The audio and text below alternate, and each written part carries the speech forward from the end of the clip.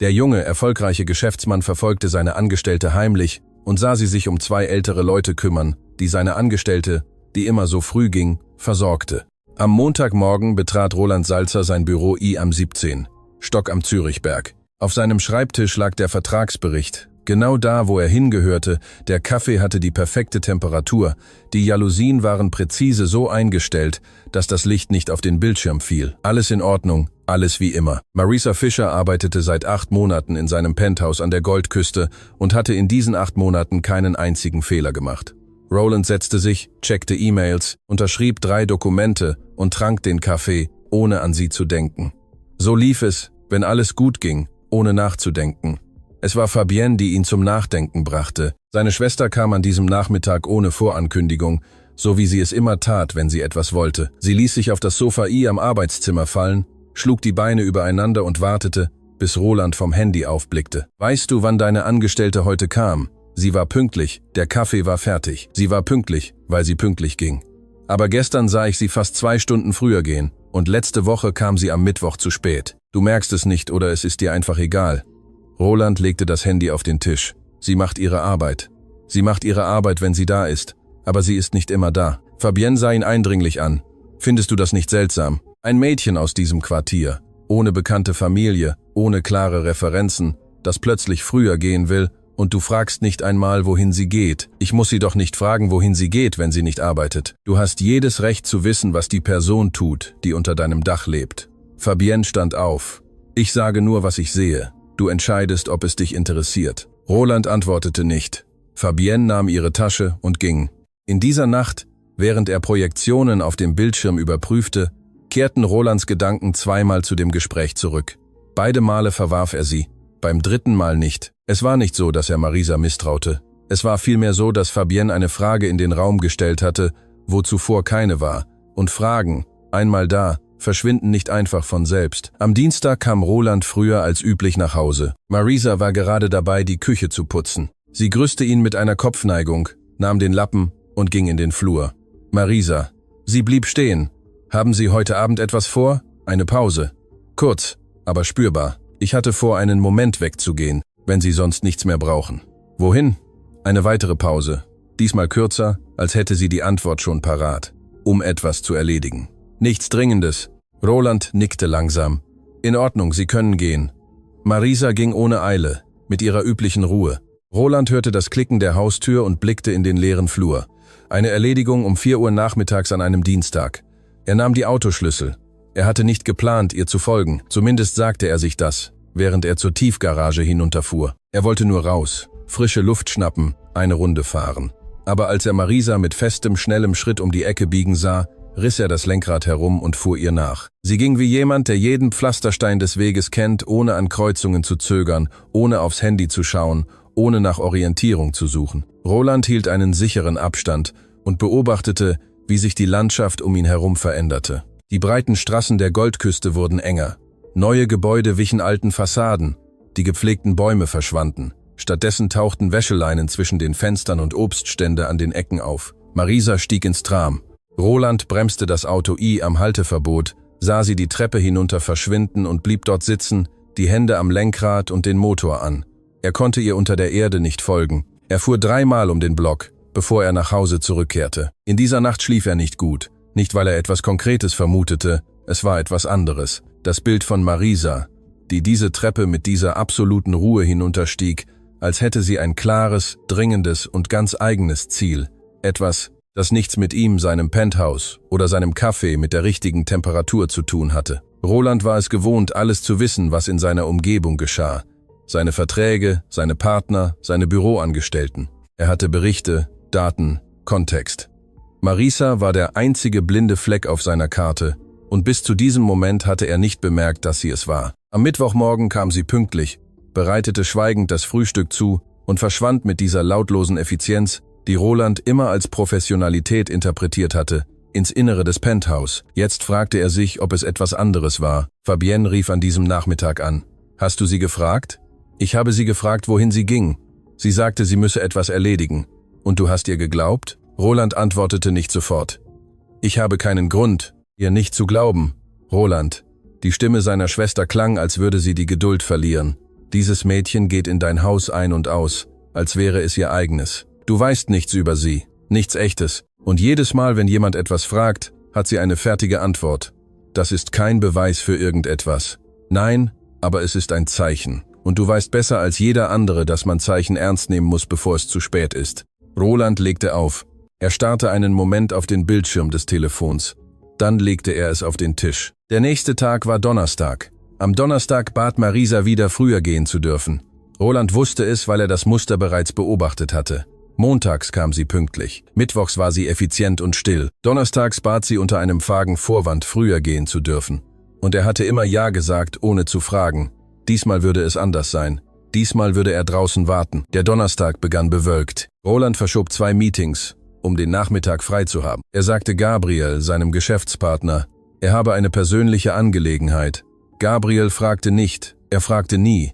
Und Roland dankte ihm schweigend dafür. Um 15:30 Uhr steckte Marisa den Kopf ins Arbeitszimmer. Herr Salzer, wenn es Ihnen nichts ausmacht, müsste ich heute etwas früher gehen. Um welche Zeit müssen Sie gehen? Um 4 Uhr, wenn möglich. Sicher. In Ordnung.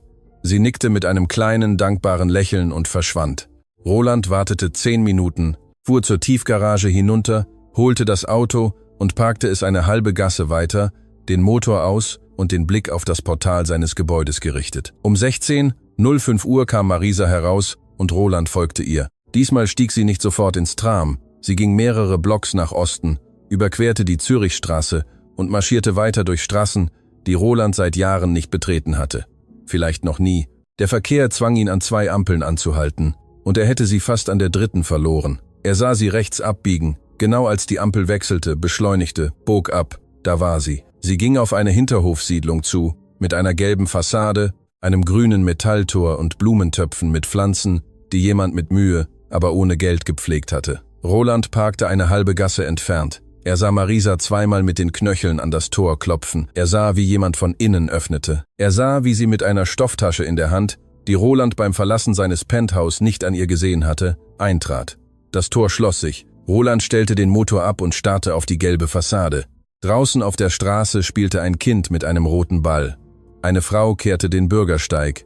Ein Hund schlief am Schatten eines Baumes. Alles war völlig gewöhnlich, und doch hatte sich etwas in Rolands Brust so gespannt, dass er es nicht benennen konnte. Er wartete 20 Minuten. Marisa kam nicht heraus. Er startete den Motor und fuhr mit mehr Fragen als zuvor nach Hause und mit dem unbehaglichen Gewissheit, dass er am nächsten Tag zurückkehren würde. Die Beobachtung. Er kehrte am Freitagnachmittag zurück. Roland nannte es nicht Beobachtung, er sagte es anders.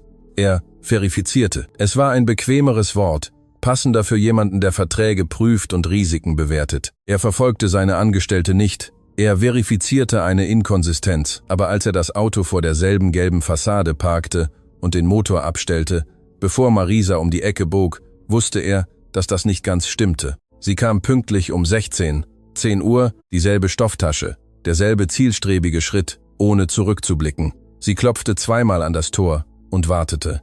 Diesmal dauerte es länger, bis das Tor sich öffnete. Roland sah Marisa zu den Seiten blicken, mit einer Art verhaltener Ungeduld, dieser Geste von jemandem, dem die Zeit aus wichtigen Gründen davonläuft. Als das Tor sich öffnete, trat sie schnell ein. Roland stieg aus dem Auto. Er hatte keinen Plan. Er wusste nur, dass sie am Auto zu bleiben und auf eine geschlossene Tür zu starren eine sehr kostspielige Art war, nichts herauszufinden. Er ging zum Tor. Es war aus Metall mit einem Gitter am oberen Teil, das etwas Licht und Geräusche durchließ. Er blieb dort stehen, die Hände in den Taschen, Stimmen hörend. Drinnen waren Stimmen, eine tiefe, ruhige Frauenstimme, Marisa, und eine alte Männerstimme, die langsam sprach, als koste jedes Wort körperliche Anstrengung. Er konnte nicht verstehen, was sie sagten. Roland stand einen Moment unbeweglich da, sich der Lächerlichkeit der Situation bewusst. Er, der Besitzer eines Unternehmens mit 400 Angestellten, stand vor einer Metalltür in einer ihm unbekannten Straße und versuchte, fremde Gespräche zu belauschen. Er entfernte sich vom Tor und kehrte zum Auto zurück. Dort blieb er 40 Minuten. Er dachte daran zu gehen. Er sagte sich, er verschwende seine Zeit. Fabienne habe ihm eine absurde Idee in den Kopf gesetzt. Marisa habe jedes Recht der Welt, in ihrer Freizeit zu besuchen, wen sie wolle. Er sagte sich das alles detailliert und mit Überzeugung und ging doch nicht. Um 17:20 Uhr öffnete sich das Tor von innen und Marisa kam ohne die Stofftasche heraus. Sie trug sie leer, zusammengefaltet unter dem Arm. Roland bemerkte, dass ihre Schläfen leicht feucht waren, wie bei jemandem, der etwas Körperliches getan hat. Oder einfach die ganze Zeit, die er drinnen war, nicht stillgestanden hatte. Sie ging ohne Eile zurück in Richtung Tram. Roland startete den Motor und folgte ihr mit Abstand. Als sie nach Hause kam, war er schon da. Er hatte eine andere, schnellere Route über die Autobahn genommen und war vor ihr ins Penthouse gegangen. Er war am Arbeitszimmer, als er den Schlüssel in der Tür hörte. »Guten Abend, Herr Salzer«, sagte Marisa aus dem Flur. »Guten Abend.« Roland hörte ihre Schritte in Richtung Küche, das Geräusch des Wasserhahns, das leise Klicken des Schranks, alles genau wie immer, als wäre sie nicht ausgegangen, als hätte sie nicht 40 Minuten in einer Hinterhofsiedlung Perm am Winkelried-Quartier verbracht, um eine Tasche mit etwas abzugeben, das er nicht sehen konnte. In dieser Nacht suchte Roland Marisas Personalakte in dem digitalen Ordner, den er für das Hauspersonal führte. Es war eine knappe Datei. Vollständiger Name, Identifikationsnummer, eine Referenz von einer Dame in Oerlikon, die nicht mehr ans Telefon ging, und eine Adresse am Winkelried-Quartier, die jemand handschriftlich auf das Originalformular geschrieben hatte. Das Winkelried-Quartier, dasselbe, in dem sich die gelbe Fassade befand. Roland schloss die Datei. Es war kein Beweis für irgendetwas. In einem Quartier zu leben und dasselbe Quartier zu besuchen war kein Geheimnis, aber etwas in dieser Kombination. Die Tasche, die voll ankam und leer ging, die pünktlichen Abgänge am Donnerstag, die Adresse in der Akte, die Stimme dieses alten Mannes hinter dem Tor bildete ein Muster, das sein Verstand als Projektentwickler nicht ignorieren konnte. Muster existieren aus einem Grund. Der Samstag war arbeitsfrei. Es war einer der wenigen Tage, an denen Marisa den Nachmittag frei hatte, und Roland wusste das von Anfang an der Arbeitsvereinbarung. Sie ging nach Mittag mit einem kleinen Rucksack und ohne zu sagen, wohin. Roland folgte ihr nicht. Er stand kurz davor. Er hatte die Schlüssel einen Moment lang in der Hand, stand am Flur. Dann legte er sie auf die Konsole und ging ins Wohnzimmer. Er bereitete sich selbst einen Kaffee zu, etwas, das er seit Marisas Ankunft nicht mehr getan hatte, und setzte sich vor das große Fenster. Unten setzte die Stadt ihren üblichen Rhythmus fort. Autos, Fußgänger, der gewohnte Zeitungsverkäufer. Er dachte an Marisa, nicht so wie Fabienne es andeutete, nicht mit Misstrauen oder konkreten Verdachtsmomenten. Er dachte an sie, wie man an etwas denkt, das nicht ganz ins Bild passt. Ihre Art, sich zu bewegen, geräuschlos, ohne in irgendeinem Raum überflüssig zu sein. Diese Stille, die nicht Kälte war, sondern eher Konzentration. 8 Monate unter demselben Dach lebend, und er wusste fast nichts über sie. Ihre Heimatstadt, ihre Familie, ob sie Geschwister hatte, warum sie ihre frühere Wohnung verlassen hatte, um hier zu arbeiten. In 8 Monaten hatte er sie nie gefragt, und sie hatte es nie angeboten. Am darauffolgenden Montag versuchte Roland etwas anderes. Er wartete, bis Marisa das Frühstück fertig serviert hatte, und als sie gehen wollte, sagte er, ohne vom Zeitung aufzublicken: »Haben Sie Familie hier in der Stadt?« Eine Pause. »Ja, Herr Salzer. Einige Bekannte aus Ihrem Quartier.« »Ja.« Roland blätterte die Zeitung um. »Besuchen Sie sie oft?« »Wenn ich kann.« Er blickte auf. Marisa sah ihn mit diesem Ausdruck an, den sie manchmal hatte. Aufmerksam, ruhig, ohne sichtbare Abwehr, aber auch ohne sich zu öffnen, wie jemand, der genau das antwortet, wonach gefragt wird. Und kein Wort mehr. »Gut«, sagte Roland und kehrte zur Zeitung zurück. Marisa verließ das Zimmer. Roland legte die Zeitung auf den Tisch. Bekannte, nicht Familie. Bekannte in ihrem Quartier, die sie besuchte, wenn sie konnte. Es war die neutralste Antwort überhaupt. Eine, die nichts sagte und gleichzeitig nicht log. Roland kannte solche Antworten. Er benutzte sie selbst in Geschäftsbesprechungen, wenn er sich keiner Position verpflichten wollte. Es war die Antwort von jemandem, der etwas schützt. Am Dienstag rief Gabriel an. »Ich brauche, dass du die Verträge für das Bauprojekt in Zug bis Donnerstag überprüfst. Es gibt ein Problem mit den Fristen. Ich schaue es mir morgen an. Ich wollte dich auch etwas fragen.« Eine Pause. »Geht es dir gut? Diese Woche scheinst du abgelenkt.« »Mir geht's gut. Probleme zu Hause.« »Es gibt keine Probleme.« Gabriel drängte nicht. Das war der Vorteil, einen Partner zu haben, der seit 15 Jahren mit ihm zusammenarbeitete. Er wusste genau, wie weit er fragen konnte. Roland legte auf und starrte einen Moment an die Decke. Probleme zu Hause? Nicht direkt. Es war eher eine Frage, die sich zu Hause festgesetzt hatte und keine Antwort fand, ohne dass er etwas unternahm, um sie zu suchen. Am Donnerstag postierte er sich wieder vor der Hinterhofsiedlung mit der gelben Fassade. Diesmal kam er vor Marisa und wartete. Er hatte einen Kaffee in einem Thermobecher mitgebracht und trank ihn langsam, die Augen auf das grüne Tor gerichtet. Marisa kam um 15 Uhr. Dieselbe Tasche, derselbe Schritt, Aber diesmal hielt sie, bevor sie an das Tor klopfte, inne. Sie blickte auf die Straße, ein schneller, erkennender Blick, die Art von Blick, die jemand macht, der gelernt hat, zu bemerken, ob etwas nicht stimmt. Ihre Augen strichen über Rolands Auto. Roland bewegte sich nicht. Er stand zwischen zwei anderen Autos mit ausgeschaltetem Motor. Es gab keinen Grund, warum sie ihn aus dieser Entfernung erkennen sollte. Aus diesem Winkel. Marisa wandte den Blick ab, klopfte an das Tor und trat ein. Roland atmete langsam aus. Sie hatte ihn nicht gesehen. Oder wenn sie ihn gesehen hatte, hatte sie das Auto nicht erkannt. Oder wenn sie es erkannt hatte, hatte sie beschlossen, nicht zu reagieren. Jede der 3 Optionen beunruhigte ihn auf unterschiedliche Weise. An diesem Nachmittag wartete er länger als die Male zuvor, 1 Stunde und 20 Minuten. In dieser Zeit kamen 2 Frauen mit Einkaufstaschen vorbei, ein Mann mit einer Leiter auf der Schulter, 3 Kinder auf Fahrrädern und ein Gaslieferwagen, der die Straße für einen Moment mit Lärm erfüllte und dann weiterfuhr. Nichts Außergewöhnliches. Roland begann an sich selbst zu zweifeln. Was genau erwartete er zu finden? Welche Geschichte hatte er in seinem Kopf aus einer Stofftasche, einem gelben Tor und den Kommentaren seiner Schwester konstruiert? Er wollte gerade den Motor starten, als das Tor sich öffnete. Nicht Marisa kam heraus, sondern ein älterer, dünner Mann mit hochgekrempeltem Flanellhemd. Er hatte weißes Haar und ging leicht nach rechts gebeugt, als würde eines seiner Beine schmerzen.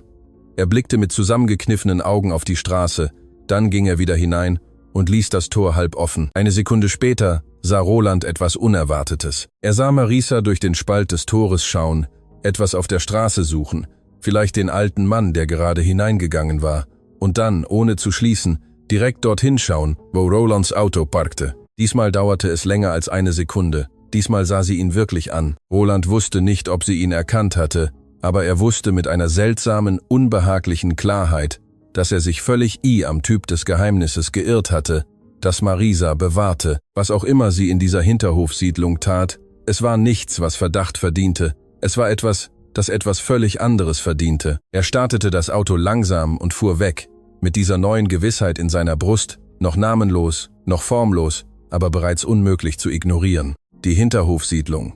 Roland kehrte am Freitag nicht zurück. Er verbot es sich mit derselben Disziplin, mit der er sich verbot, während wichtiger Meetings auf das Handy zu schauen. Eine Sache war beobachten, eine andere war obsessiv werden. Und er war kein obsessiver Mann.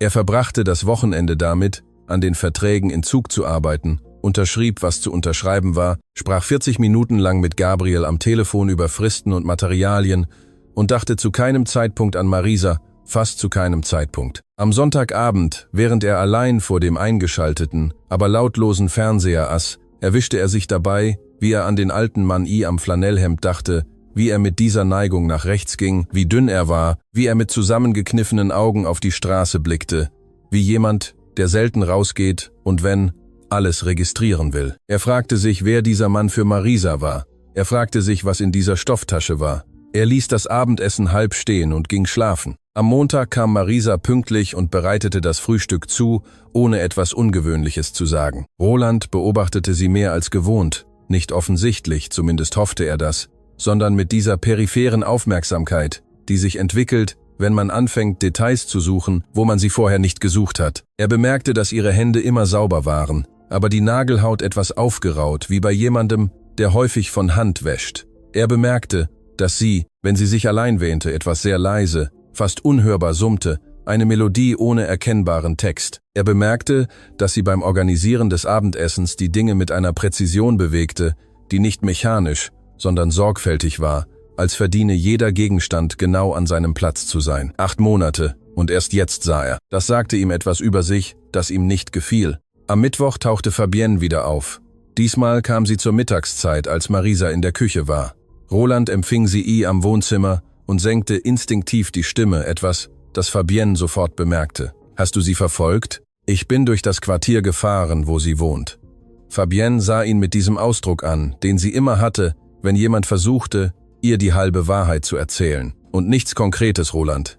Ich sage dir, nichts Konkretes. Sie besucht jemanden in einer Hinterhofsiedlung. Das ist alles, was ich gesehen habe. Wenn? Ich weiß es nicht. Einen Mann, einen älteren Mann, einen alten Mann. Fabienne öffnete den Mund und Roland hob eine Hand, bevor sie sagen konnte, was sie sagen wollte. Nein, stopp, geh nicht in diese Richtung. Das macht überhaupt keinen Sinn. Es ist ein sehr alter Mann, der kaum noch laufen kann. Was macht sie dann dort? Das weiß ich nicht. Fabienne lehnte sich in die Rückenlehne des Sofas zurück und verschränkte die Arme. Sie dachte einen Moment nach mit diesem Ausdruck, den sie hatte, wenn sie den nächsten Schritt berechnete. Du musst reingehen. Was? In die Hinterhofsiedlung. Wenn du wissen willst, was drinnen passiert, musst du reingehen. Draußen vor dem Tor zu warten, wird dir keine Antwort geben. Roland antwortete nicht. Oder du sagst mir, wo es ist, und ich gehe. Du gehst nirgendwo hin, sagte Roland, und der Ton war schärfer, als er geplant hatte. Fabienne sah ihn eine Sekunde an. Dann lächelte sie auf eine Weise, die keine Freude, sondern Erkenntnis war. Dann geh du. Am Donnerstag ging er. Er ging nicht hinein, das hatte er sich auch gesagt. Er konnte hingehen. Er konnte in der Nähe parken. Er konnte beobachten. Aber er würde nicht das Privatgrundstück von Leuten betreten, die er nicht kannte, um seine Angestellte auszuspionieren. Es gab eine Grenze. Und diese Grenze existierte. Er kam vor Marisa an, wie das letzte Mal. Er parkte am selben Ort, zwischen denselben zwei Autos, die sich als die gleichen Nachbarautos wie immer erwiesen. Er fragte sich, ob er auch schon Teil der Szenerie dieser Gasse war. Marisa kam um 10 Uhr, pünktlich wie ein Uhrwerk. Diesmal nahm sie, bevor sie an das Tor klopfte, etwas aus der Stofftasche. Roland kniff die Augen zusammen. Es war ein kleines, in Papier gewickeltes Paket, von der Art, wie man es in Metzgereien oder auf dem Wochenmarkt verwendet. Fast sicher Essen. Sie klopfte an das Tor. Einmal, zweimal. Sie wartete. Das Tor öffnete sich. Und Roland sah zum ersten Mal deutlich die Frau. Sie war alt, ihr Haar von einem dunklen Tuch bedeckt, nach vorne gebeugt mit dieser Haltung, als trage sie seit langer Zeit etwas Unsichtbares. Sie öffnete das Tor langsam, als kostete die Anstrengung sie viel, und als sie Marisa sah, veränderte sich ihr Gesicht auf eine Weise, die Roland selbst aus der Ferne wahrnehmen konnte. Es war kein Lächeln genau. Es war etwas tiefer als ein Lächeln. Es war die Geste von jemandem, der gewartet hat und endlich das Ankommen sieht, was er erwartet hat. Marisa trat ein, das Tor schloss sich. Roland stellte den Motor ab. Diesmal wartete er nicht am Auto. Er stieg aus, ging zum gegenüberliegenden Bürgersteig und blieb neben einem Baum stehen. Von dort aus konnte er den oberen Teil des Tores besser sehen. Das Metallgitter, durch das etwas Licht und Stimmen drangen. Er lauschte. Marisa sprach in einem Ton, den Roland zuvor noch nie gehört hatte. Sanfter, langsamer, eine andere Stimme als die sie in der Penthouse-Wohnung am Zürichberg benutzte, wo sie effizient und direkt war. Diese Stimme war etwas anderes. Es war die Stimme von jemandem, der unendliche Geduld für eine bestimmte Person hat. Ich bin da, Herr Ernst. Hier ist die Suppe. Sie ist noch warm. Ich habe sie vor dem Gehen zubereitet. Eine Pause. Die tiefe Stimme des alten Mannes. Jetzt klarer. Du hättest dir keine Mühe machen müssen, Mädchen. Das ist keine Mühe. Wie waren die Schmerzen heute? Gleich, ich habe mich schon daran gewöhnt. Gewöhnen Sie sich nicht daran. Morgen bringe ich Ihnen die Tabletten, die der Arzt gesagt hat. Diese Tabletten kosten. Ich weiß, wie viel sie kosten. Stille, dann die Stimme einer älteren Frau, schwächer, mit einem feuchten Unterton in der Kehle wie von jemandem, der weint oder kurz zuvor geweint hat. Marisa, ich weiß nicht, was wir ohne dich tun würden. Roland hielt für eine Sekunde den Atem an. Es war nicht das, was er zu hören erwartet hatte. Es war nichts von dem, was er sich in all diesen Tagen der Beobachtung, der Annahmen und der Gespräche mit Fabienne vorgestellt hatte. Es war einfach das. Eine junge Frau, die zwei alten Menschen, die auf sie warteten, heiße Suppe brachte. Er entfernte sich vom Baum, bevor Marisa herauskam. Er kehrte zum Auto zurück, stieg ein, schloss die Tür. Er blieb mit den Händen am Lenkrad sitzen, ohne den Motor zu starten. Er dachte an Fabienne, an ihre Andeutungen, an diesen Ton von jemandem, der die Antwort schon kennt, bevor er die Frage stellt. Er dachte daran, wie er zugelassen hatte, dass diese Stimme einen Zweifel säte, wo es keinen wirklichen Grund zum Zweifeln gab. Und er dachte mit einem neuen Unbehagen an all die Male, als Marisa früher gehen wollte und er gefragt hatte, wie sie nie zu spät zu ihren Pflichten gekommen war, nie ihre Arbeit vernachlässigt hatte, nie einen Vorschuss oder eine Gefälligkeit verlangt hatte, nur Zeit. Zeit, die sie nutzte, um in eine Hinterhofsiedlung am Winkelried-Quartier zu gehen, um Essen und Tabletten zu zwei alten Menschen zu bringen, die sich nicht selbst versorgen konnten. Wer waren sie für sie? Warum sie und nicht irgendein Verwandter von ihnen? Mit welchem Geld kaufte sie diese Dinge? Mit dem Gehalt, das er ihr zahlte. Die Fragen stapelten sich unbeantwortet, aber es waren keine Fragen des Misstrauens mehr. Es waren Fragen einer anderen Art. Die Art, die auftaucht, wenn man merkt, dass man etwas angeschaut hat, ohne es zu sehen. In dieser Nacht rief Roland Fabienne nicht an. Es war das erste Mal seit 2 Wochen, dass er Neuigkeiten hatte und sie ihr nicht erzählte. Es war keine bewusste Entscheidung. Er nahm einfach das Telefon, sah den Namen seiner Schwester in der Kontaktliste und legte es auf den Tisch, ohne zu wählen. Er hatte nichts zu erzählen. Oder vielmehr, er hatte etwas zu erzählen, aber er wollte es nicht zu Munition für eine Theorie machen, die sich bereits als falsch erwiesen hatte. Er öffnete Marisas Personalakte erneut. Er las sie von Anfang bis Ende, als wäre es das erste Mal. Name, Adresse I am Winkelried-Quartier, Identifikationsnummer, die Referenz der Dame aus Oerlikon. Es gab nichts über Familie, nichts über unterhaltsberechtigte Personen, nichts, was Herrn Ernst oder die Frau mit dem dunklen Tuch erklärte. Er schloss die Akte. Es gab nur eine Möglichkeit zu verstehen, was geschah. Und diese Möglichkeit erforderte etwas, das Roland normalerweise nicht leicht tat. Direkt zu fragen, ohne Umschweife, ohne Strategie, ohne zu versuchen, eine Antwort zu konstruieren, bevor er sie hörte. Er müsste mit Marisa sprechen, aber noch nicht. Ihm fehlte noch etwas. Er musste besser verstehen, bevor er fragte.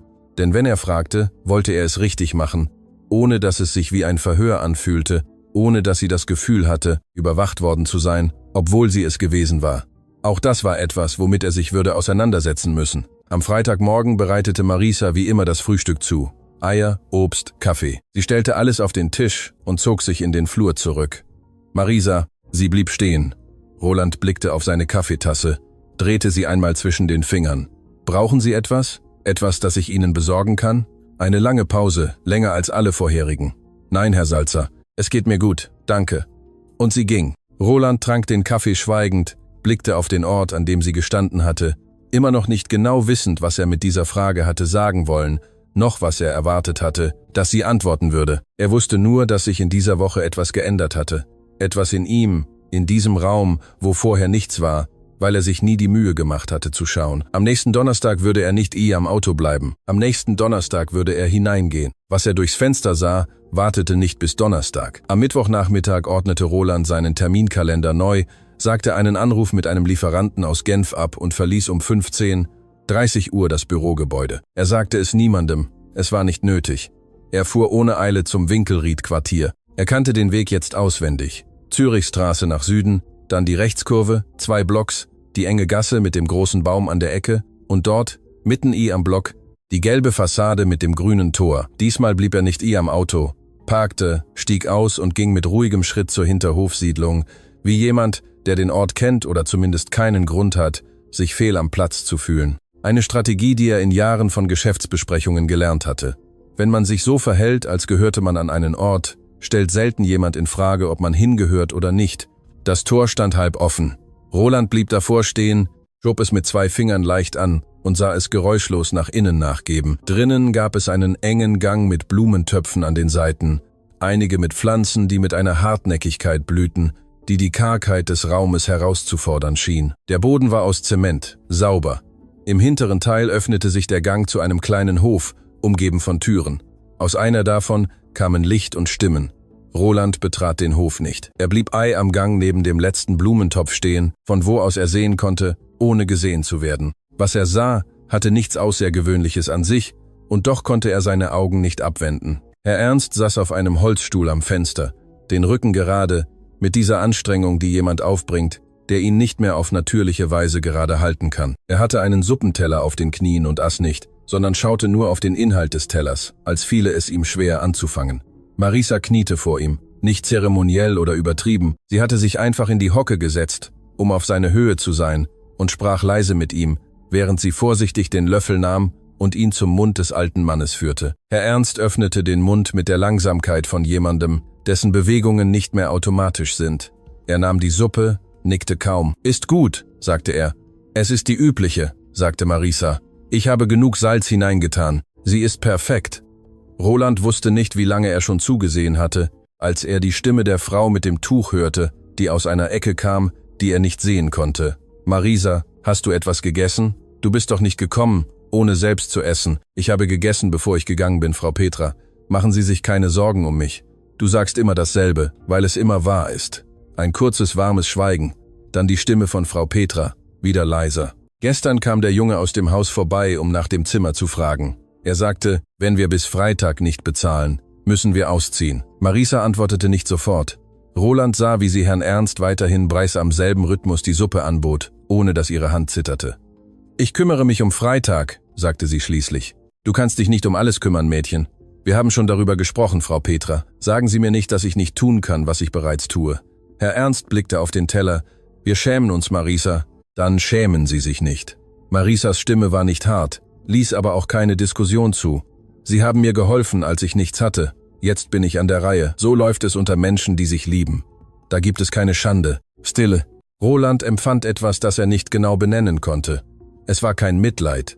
Dieses Wort schien ihm zu klein, noch Bewunderung, Pöf, am üblichen Sinne. Es war eher so etwas wie der Schock, zu erkennen, dass eine Sache, die man zu kennen glaubte, eine Dimension hatte, die man nie in Betracht gezogen hatte. Er verließ den Gang, bevor Marisa fertig war, kehrte zum Auto zurück, stieg ein, schloss die Tür.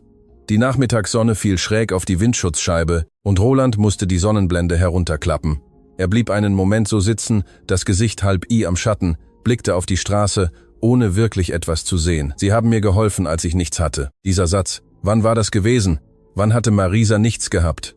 Welche Art von nichts? Und was hatten diese beiden alten Menschen in einer Hinterhofsiedlung am Winkelried-Quartier getan, um einem 26-jährigen Mädchen zu helfen, das jetzt am Zürichberg arbeitete und ihnen mit ihrem Gehalt das Zimmer bezahlte? Roland war Bauunternehmer. Er konnte Pläne lesen. Er konnte die Struktur der Dinge identifizieren.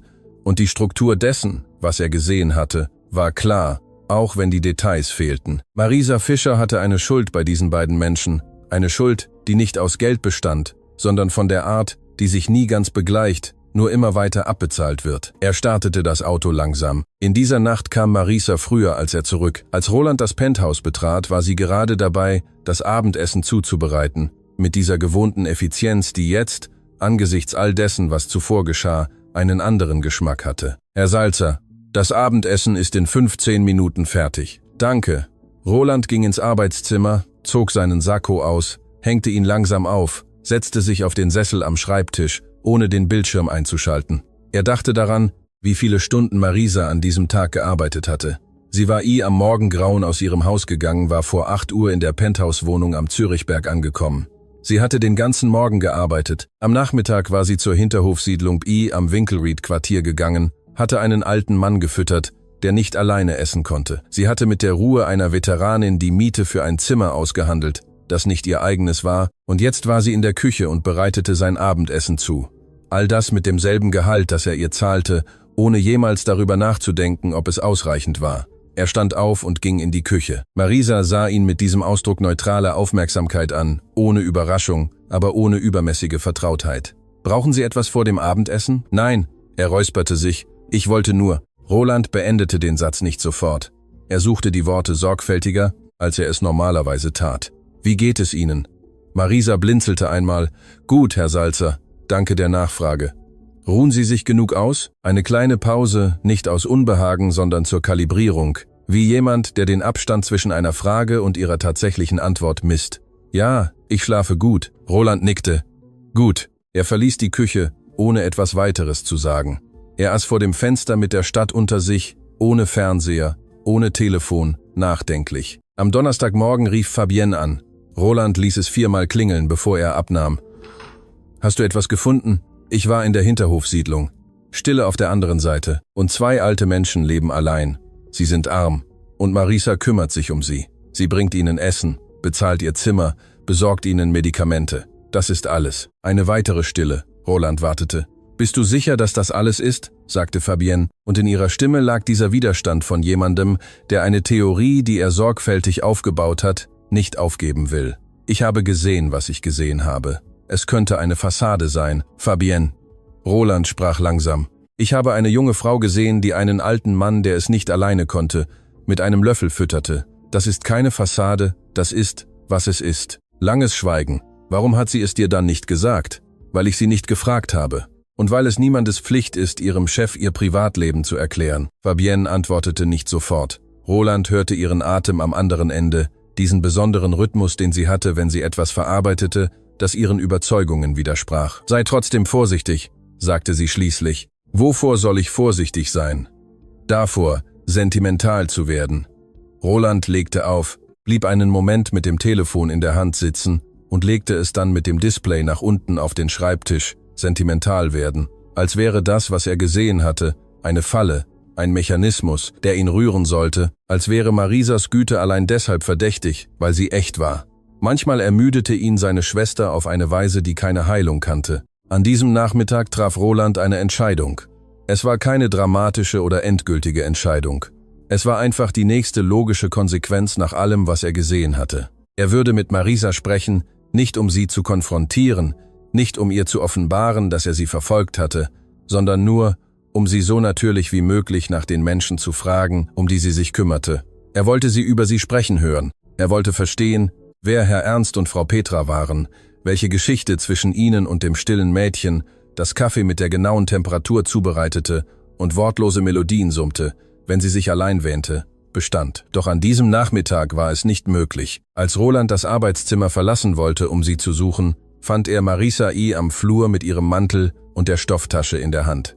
»Herr Salzer, wenn Sie erlauben, muss ich heute etwas früher gehen. Frau Petra fühlte sich heute Morgen nicht gut.« Roland sah sie an. Jetzt wusste er, wer Frau Petra war. Jetzt wusste er, was diese Stofftasche bedeutete. Jetzt wusste er, warum Marisa immer diesen Ausdruck von jemandem hatte, der mit abgemessener Zeit lebt. Und doch sagte er nichts davon. »Klar«, sagte er. »Gehen Sie.« Marisa nickte mit dieser kleinen Kopfneigung, die ihre Art war, Danke zu sagen und ging. Roland hörte das Klicken der Tür und blieb am leeren Flur stehen, das ausstehende Gespräch noch am Mund, für einen anderen Moment aufbewahrt. Draußen, irgendwo in der Stadt, zwischen Zürichberg und dem Winkelried-Quartier, eilte Marisa zu jemandem, der sie brauchte. Und Roland fragte sich zum ersten Mal seit langer Zeit, ob er der Typ Mensch war, der es verdiente, jemanden wie sie in seiner Nähe zu haben. Die Antwort, die kam, war nicht bequem, aber sie war ehrlich, und das war zumindest ein Anfang. Der erste Riss. Roland verbrachte 3 Tage damit, niemandem zu folgen, Fabienne nicht anzurufen, keine Fragen zu stellen. Er arbeitete, überprüfte Verträge, war auf 2 Baustellen. Er unterschrieb eine Vereinbarung mit einem Materialunternehmen in Lausanne, die er monatelang verhandelt hatte. Er tat alles, was er tun musste, mit der üblichen Präzision, aber etwas hatte sich am Inneren dieser Routine verschoben und er fand keinen Weg, es wieder an seinen Platz zu bringen. Das Bild von Herrn Ernst mit dem Suppenteller auf den Knien verschwand nicht. Auch nicht Marisas Stimme, die sagte, »Sie haben mir geholfen, als ich nichts hatte.« Noch das Gesicht von Frau Petra, die das Tor mit dieser Geste öffnete, die kein Lächeln war, sondern etwas Echteres als ein Lächeln. Roland war ein Mann, der Entscheidungen auf der Grundlage von Daten traf. So hatte es immer funktioniert. Er handelte nicht aus Emotionen, er baute keine Strategien auf Gefühlen auf, er brauchte vollständige Informationen, bevor er einen Zug machte. Das Problem war, dass die Informationen, die er diesmal hatte, zu keiner Geschäftsentscheidung führten.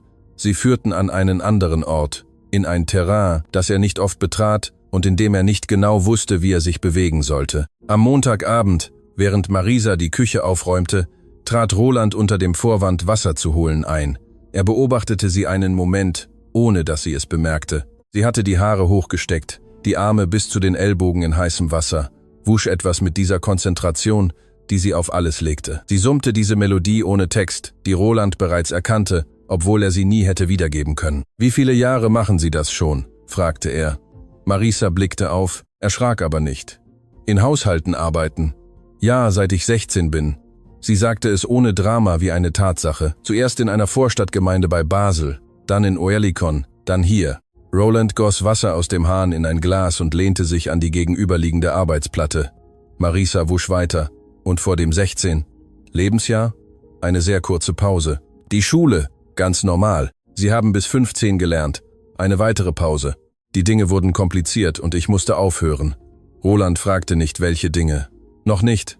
Hätten Sie gerne weitergemacht? Marisa hielt eine Sekunde inne. Nur eine. Dann wusch sie weiter. Ja, ich hätte gerne Krankenpflege studiert. Sie sagte es mit einer Ruhe, die beredter war als jedes Klagen. In dieser Antwort lag keine Bitterkeit, nur die klare Feststellung von etwas, das nicht hatte sein können. Roland trank das Wasser schweigend. »Guten Abend, Marisa. Guten Abend, Herr Salzer.« Er verließ die Küche, ging ins Arbeitszimmer, setzte sich. Krankenpflege, ein Mädchen, das seit 16 Jahren in fremden Haushalten arbeitete, um fremde Zimmer zu bezahlen und alten Menschen, die nicht ihre eigenen waren, Medikamente zu bringen, hatte Krankenpflege studieren wollen. Es war kein Zufall, es war ein Porträt. Am Dienstag kam Gabriel ins Büro mit den Plänen für eine neue Ausschreibung in der Gemeinde Ittigen. Sie verbrachten 2 Stunden damit, Zahlen zu prüfen. Und Roland war mit dem technischen Teil seines Gehirns präsent, während der andere Teil woanders herumschwirrte. Am Ende des Meetings, als Gabriel die Pläne zusammenrollte, sagte Roland, ohne groß nachzudenken. Wenn jemand aus ihrem Hauspersonal sie ab und zu bitten würde, früher zu gehen, ohne viele Erklärungen zu geben, was würden sie tun? Gabriel sah ihn mit dem Ausdruck von jemandem an, der eine unerwartete Frage hört. Es hängt davon ab, ob die Arbeit erledigt ist. Die Arbeit ist immer erledigt, dann sehe ich kein Problem. Gabriel rollte die Pläne fertig. Sprechen Sie von Ihrer Angestellten? Im Allgemeinen. Gabriel legte die Pläne auf den Tisch und sah ihn direkter an. Roland, Sie haben seit 2 Wochen ein Gesicht, das ich noch nie gesehen habe. Wenn es etwas zu lösen gibt, lösen Sie es. Lassen Sie die Dinge nicht einfach verrotten. Es gibt nichts zu lösen. Gut, Gabriel nahm die Pläne und ging zur Tür. Dann hören Sie auf, darüber nachzudenken. Leichter gesagt als getan. Am Mittwoch tat Roland etwas, das er nicht geplant hatte. Er suchte am Internet nach einer günstigen Apotheke am Winkelried-Quartier. Er fand 3. Dann suchte er nach dem Namen eines geriatrischen Arztes mit günstigen Sprechstunden in der Gegend. Er fand 2. Er tat nichts mit diesen Informationen. Er ließ sie in einem offenen Browser-Tab und schloss den Bildschirm. Aber die Informationen waren da und er wusste, dass sie da waren. Und auch das sagte etwas aus. Am Donnerstag kam Fabienne ohne Vorankündigung, wie immer, diesmal mit einer Tüte voller Kuchen aus einer Zürcher Konditorei, was bedeutete, dass sie mit guten Absichten kam oder etwas von ihm wollte. Es stellte sich als Letzteres heraus. Ich brauche dich am Sonntag bei Mama zu Hause. Was ist am Sonntag? Nichts Besonderes. Sie möchte uns beide einfach zusammen als Familie sehen. Roland nickte. Ich komme. Fabienne legte die Tüte auf den Tisch und setzte sich aufs Sofa. Sie blickte in den Flur, wo am Moment niemand war. Ist sie noch hier? Wer? Deine Angestellte. Sie heißt Marisa. Und ja, sie ist noch hier, sie arbeitet hier. Hast du mit ihr gesprochen? Ein wenig.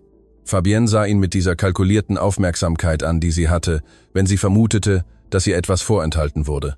Und sie ist ein guter Mensch, Fabienne. Das ist alles, was es gibt. Hat sie es dir gesagt oder hast du es entschieden? Roland sah sie einen Moment lang an, ohne zu antworten. Ich habe es gesehen, sagte er schließlich. Was hast du genau gesehen?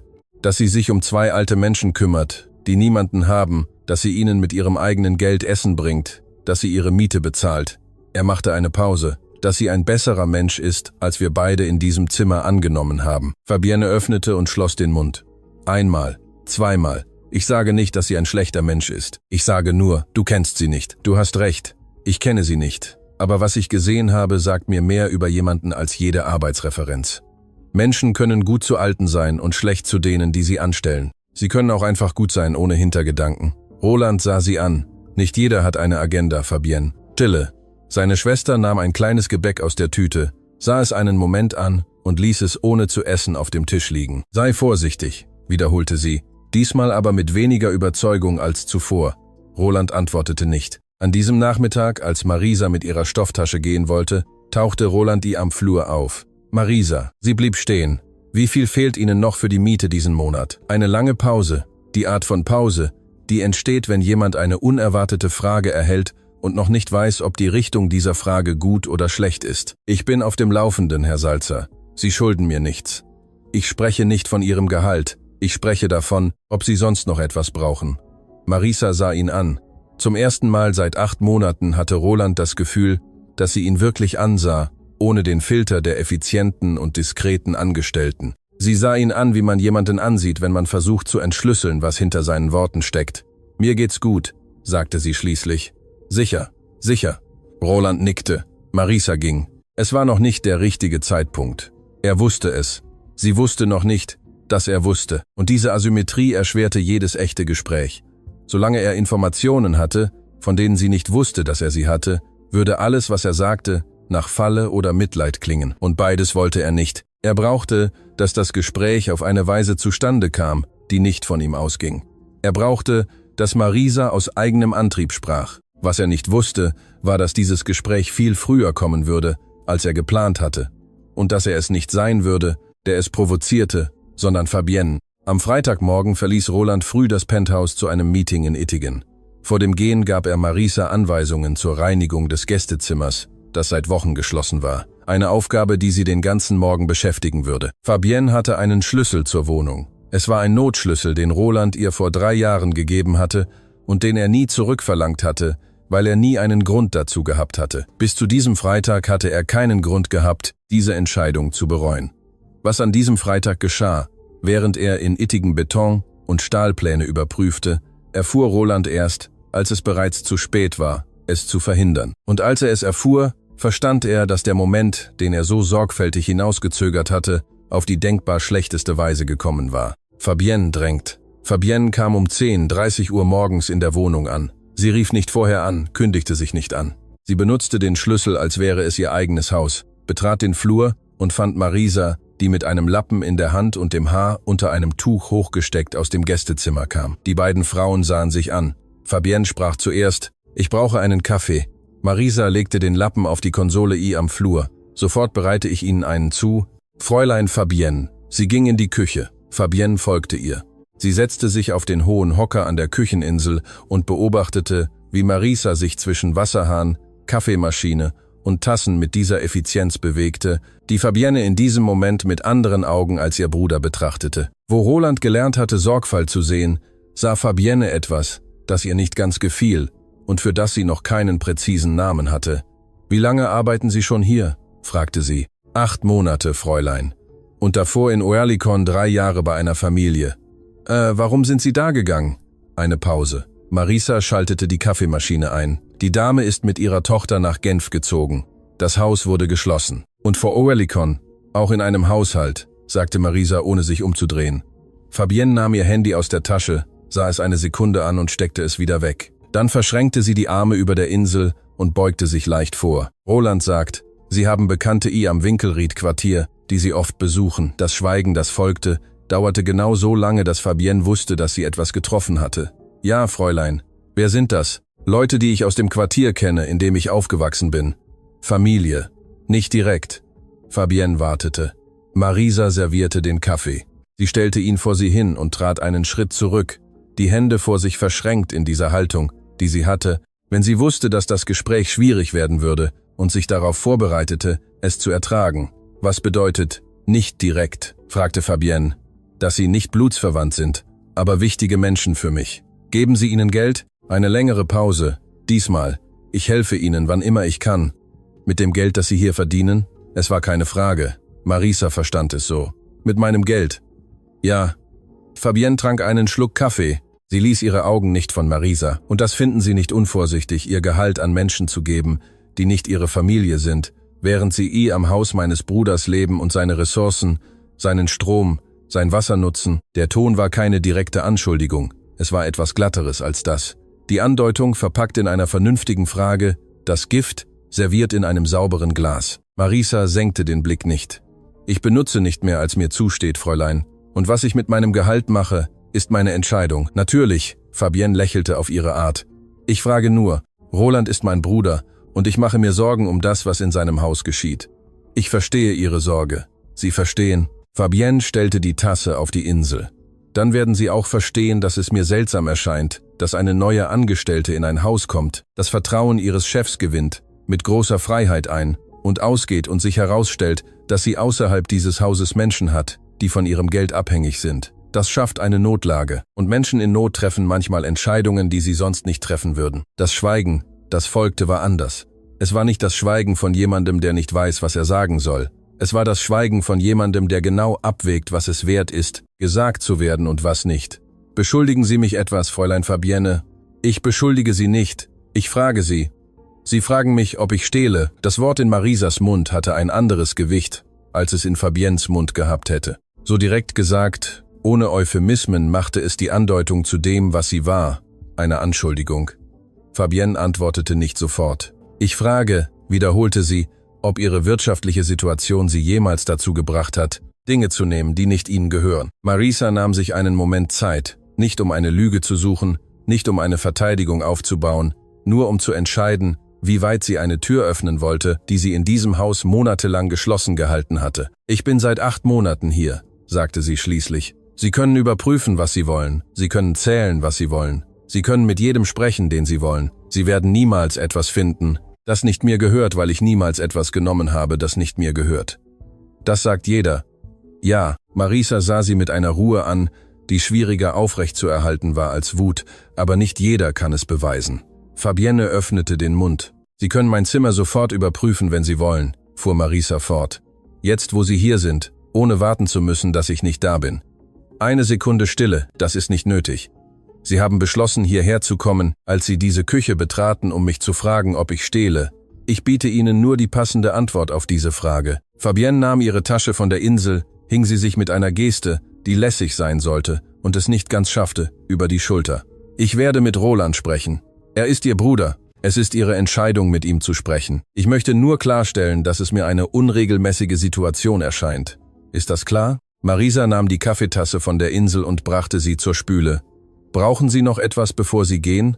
Fabienne antwortete nicht. Sie verließ die Küche mit festem Schritt, und Marisa hörte ihre Absätze am Flur, wie die Haustür auf und zuging. Sie blieb vor der Spüle stehen, die Tasse in der Hand, und das Wasser lief. Sie schloss den Wasserhahn, stützte beide Hände auf den Rand der Spüle und atmete langsam ein. Einmal, zweimal, die Art von Atmung, die man macht, wenn der Körper wieder seine normale Temperatur erreichen muss.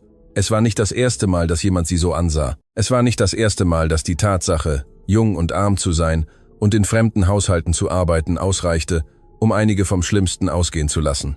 Aber es tat genauso weh wie das erste Mal. Es tat immer gleich weh. Roland kam um 2 Uhr nachmittags an.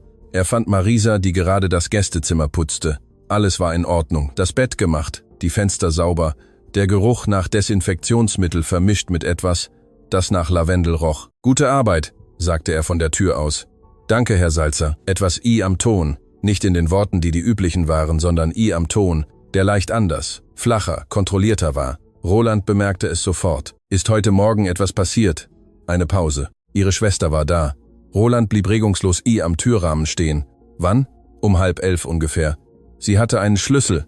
Ja, sie hat einen Schlüssel. Eine Pause. Was ist passiert? Marisa faltete das Tuch in ihrer Hand sorgfältig zusammen, als erforderte das Falten des Tuches ihre volle Aufmerksamkeit. Sie hat mir einige Fragen gestellt. Welche Art von Fragen?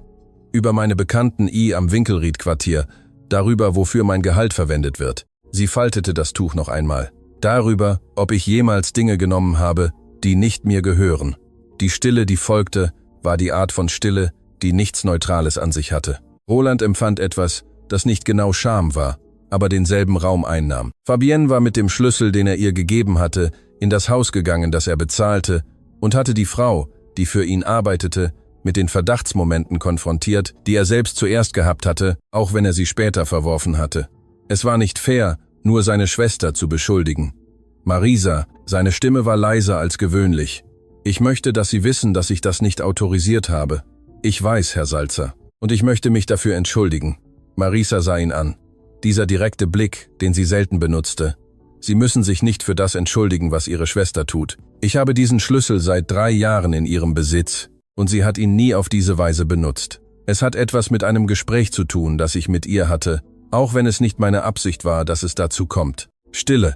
Marisa senkte den Blick auf das gefaltete Tuch in ihren Händen. Haben Sie das auch gedacht? Fragte sie ohne Anschuldigung, ohne Drama. Mit derselben direkten Frage, die sie Fabienne gestellt hatte. Haben Sie auch gedacht, ich könnte stehlen? Roland antwortete nicht sofort. Er hätte sagen können, dass er es nicht tat.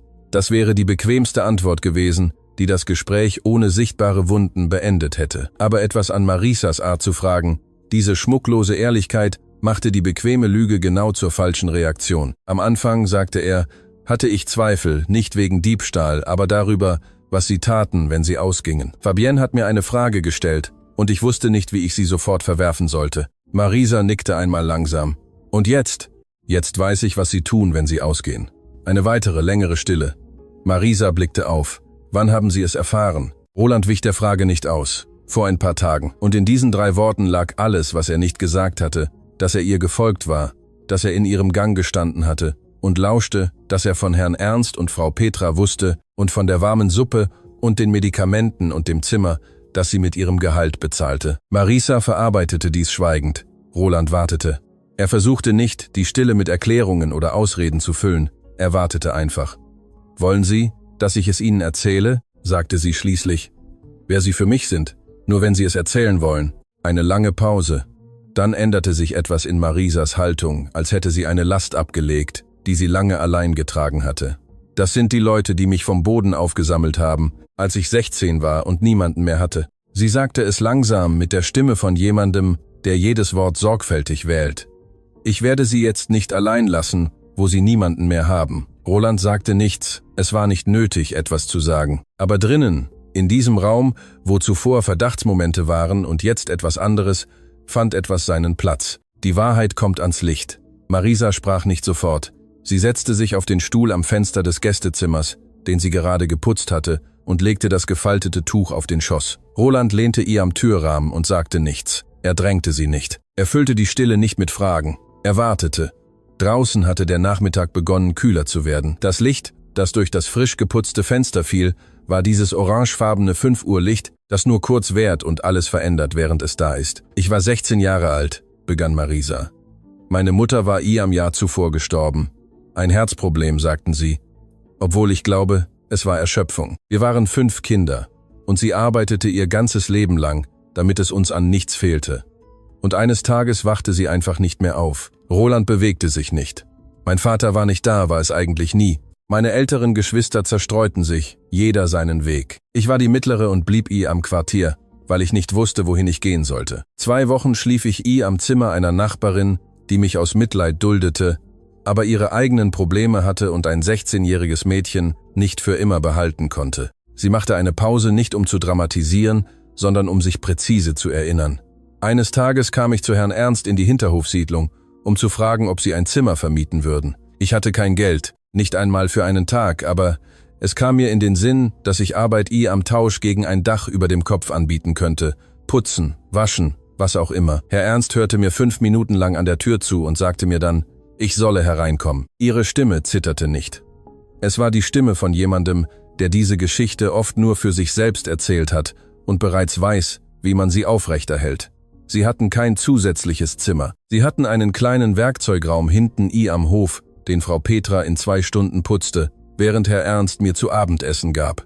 Sie stellten mir eine Matratze, eine Decke, eine Lampe. Sie sagten, ich solle bleiben, solange ich es brauche. Roland musste sich bewusst anstrengen, nichts zu sagen. Ich blieb 4 Jahre.